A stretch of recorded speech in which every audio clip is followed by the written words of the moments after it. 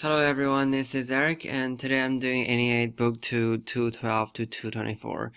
And it's basically the scene where the snakes were eating Lao Kun and his sons. So it's pretty intense.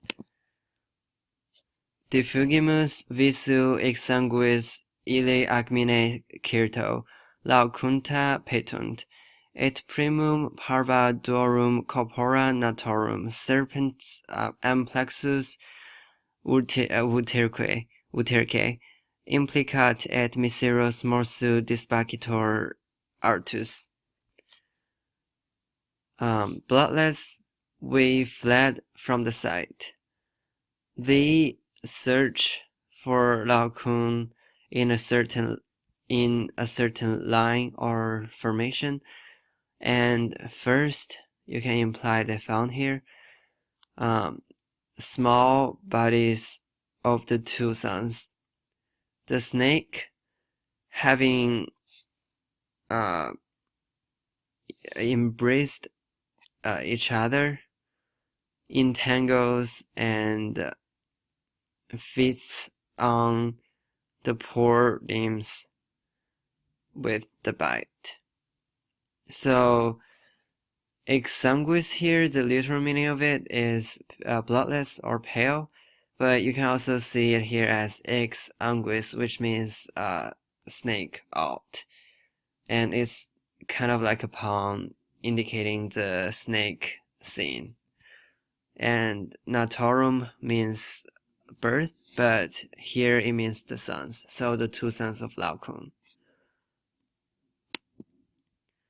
Post ipsum auxilio subiuntem actella ferentem, corripunt spirisci legant ingentibus et eam bis medium amplexi, bis collo squamea circum terga dati superant capite et cervicibus autis.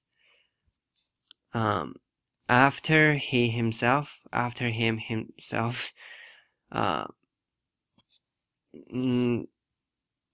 coming down to help and carrying the weapons.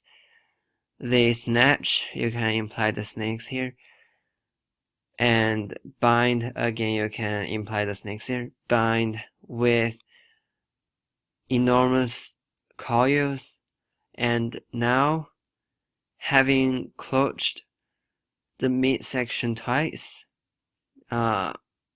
having placed around the squirmy back to the neck twice, they overcome with the head and the tall necks. So first, subiuntem and ferentem are both PAP and they're modifying ipsum. And here it is really important. Circum dati is actually one word, but Virgil separated them, and here is Timothy's.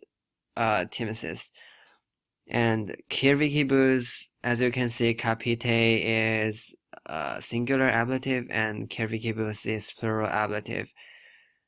And if you put them together, it's like one head with two necks, which doesn't really make sense. So Virgil most likely did this on purpose for the sake of the meter. Ille semo manibus tendit dividere nodos perfusis saniae vetas atroce veneno, clamoris semo horrendos ad sidera tollit, qualis mugitus fugit cum socius aram taurus et insertam excusit cervice securim. At the same time, he stretches to tear up the knots with the hands. Having soaked the headbands thoroughly in blood and dark venom, at the same time he raises horrendous shouts to the stars, just as the groan when a wounded bull flees the altar and shook the uncertain axe from the neck.